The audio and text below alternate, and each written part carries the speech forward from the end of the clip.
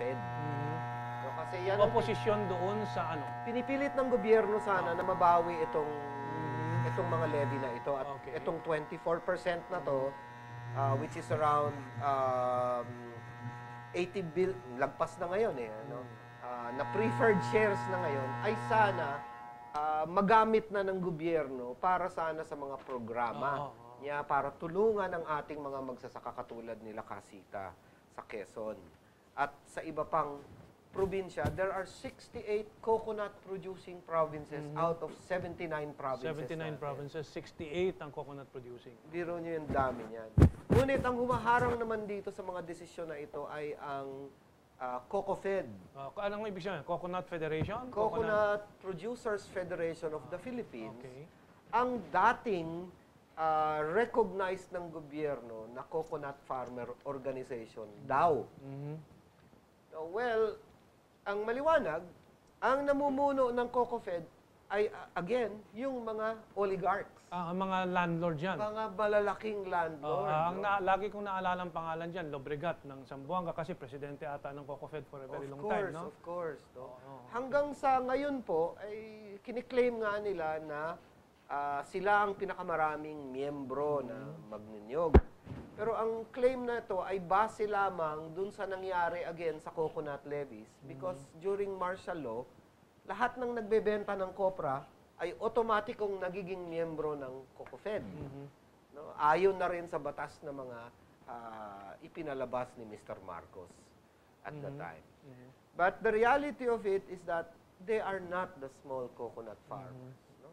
The tenants, yung mga nag-aalaga talaga at nagbubungkal ng mga lupain kung saan nakatanim siguro ang sasabihin ng mga coconut landlords sila ang nag-iintrega nung coconut produce kaya silang nakakahawak nung yung stubs, di ba? May mga coupons yan and so on. Ang marami sa kanila kamentong ay meron din, pag tinignan mo yung stockholders list ng UCPB, ang marami sa kanila doon malalaki din yung shares. Hindi katulad nitong mga maliliit na magsasaka na pinagbibigyan lamang ng 4 shares, 10 shares.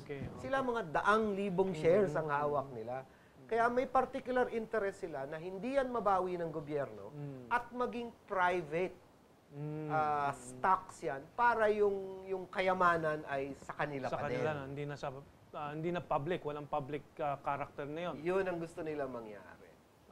So, very complicated at maraming technical issues na nire-raise sila para pati ako nagaguguluhan, nalilito dito sa mga definitions. Pero ang maliwanag kamento ay lahat ng koleksyon na to ay nanggaling sa mga nagbebenta ng kopra. Okay. So, ang prinsipyo, yung mga maliliit, nagbebenta sila doon sa trader. Ang trader. Ang father ko was a coconut trader also. And I remember, nung maliliit pa kami, ay nakikita ko kwarto-kwarto yung mga stubs nga o coupon Hindi ko naman naintindihan yun. Basta napakarami nun. So that was not the property of the trader nor the landlord. Paano ba? Kanino ba napupunta yon? Kanino ba inientrega yon?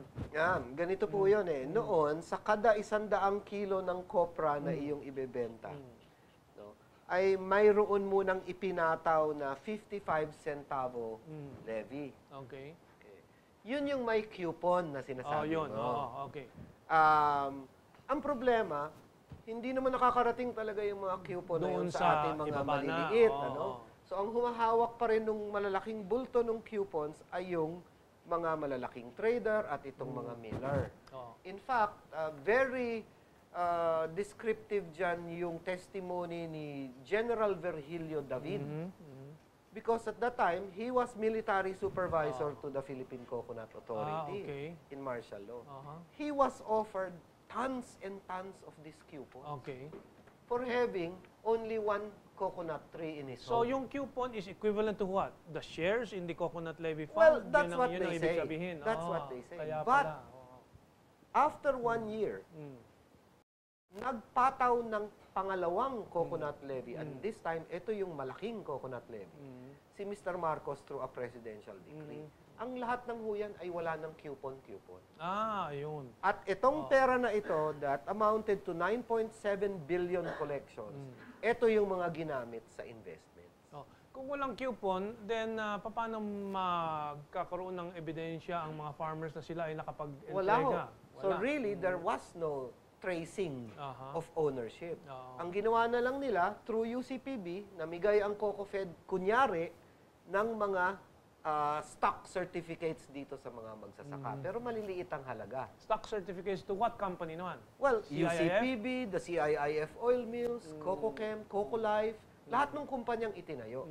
Pero ang lahat ng mga stock certificates na ito ay blanket lamang para itago ang katotohanan na 11 pangalan lamang ang may-ari ng 80% ng lahat nitong mga investment. Ngayon, yung 11 pangalan na yan ba yung kasama yung FMD, kasama yung Rockwell ba? Rockwell, Kasama po dyan yung Accra Investments Corporation. kasama yung Accra and so on. So hanggang ngayon, nagmamay-ari pa sila ng ilang mga kumpanya galing dyan sa coconut levy? Well, sila yung nasa stockholders list. Kaso nga, nasa kaso yung mga yan. In fact, the Sandigan Bayan had already issued its decision in 2007 that the UCPB, the United Coconut Planters Bank, the CIIF Oil Mills, and that the CIIF shares in San Miguel belongs to government, owned by government, public, in trust for all the coconut farmers. Ayan na naman ang isa ko pang tanong, Kamento. Dinesisyonan na ho yan ng Sandigan Bayan to be public, owned by government, in trust for all the coconut farmers. Nasa Supreme Court din po yan. Bakit yan? Hindi inilalabas yung desisyon niyan na final ng Supreme Court. Bagkus, kinonvert pa nila yung share na yan bago pa man din ilabas ang tunay na desisyon kung sino nga ba ang nagmamay-ari niyan. Bakit itong kay Mr. Cojuangco minamadali? Sa bagay, sasabihin ni Cojuangco, 25 taon na rin yan. Tama ba? Tama. Pero dito din sa kabila, itong nasabi mo na nakabinbin din ng 25 years na rin. Correct. Sabay po yan. Inuna yung isa at yung isa hanggang ngayon, anong developments? Anong latest? Yung isa ho, di nakabitin pa rin, kinonvert nila at lahat ng dividends ngayon dun sa conversion will be put in escrow. Okay. So wala na naman pakinabang talaga. Hindi pa rin magamit ng coconut sector and coconut industry. Pero ginrant na nila ang ownership kay Mr. Cojuangco nung kabilang bloke. Okay. And how much is the money in escrow now? Do you have a figure? Well, we figure it's around 4 billion pesos a year dividends to the preferred shares now, to the converted to preferred shares. So, right now, that started October in 2010. So right mga now, isang taon, it's close. It's close to mga 4 billion na.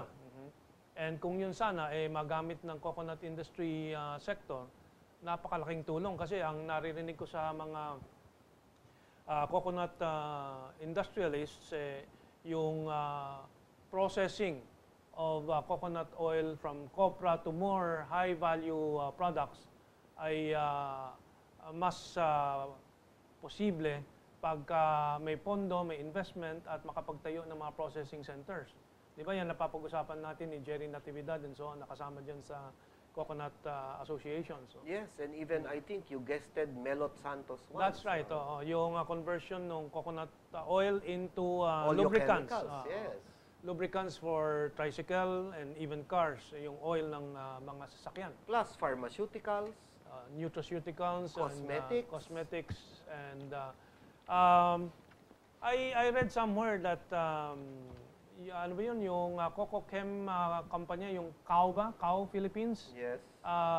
Had laid off some people over the past year. Have you been able to follow that? No, not really. Pero the other significant indicator right now is yung mga oil mills natin din from time to time ay tumitigil ng operation dahil sa kakulangan nila ng supply ng copra. Okay, and then at the same time, the good news is that coconut water, for example, tinatap na ng mga malalaking American sports drink and health drink companies kasi na-discover na yung kanilang binebenta ng mga health drinks, wala palang sustansya. At ang totoo, yung coconut water. So I hear they're buying from Peter Paul ba sa or Franklin Baker sa Quezon, yes. and one of them is setting up a plant in Mindanao for the coconut water alone, Samantalang sila kasita, pag sila ang nagkokopra, ay tinatapon ho nila yung tubig. Yung tubig kasi nga kulang ng processing. Correct. And kulang ng processing, hindi makapagsimula because kulang ng investment funds. Tama po. Kaya marami pong pwedeng gawin sa ating industriya at napaka-promising. Bukod sa value, ay yung health benefits na kakayanin idulot nitong nyog sa mundo. At sa Pilipinas, Sa atin muna sana, sa sa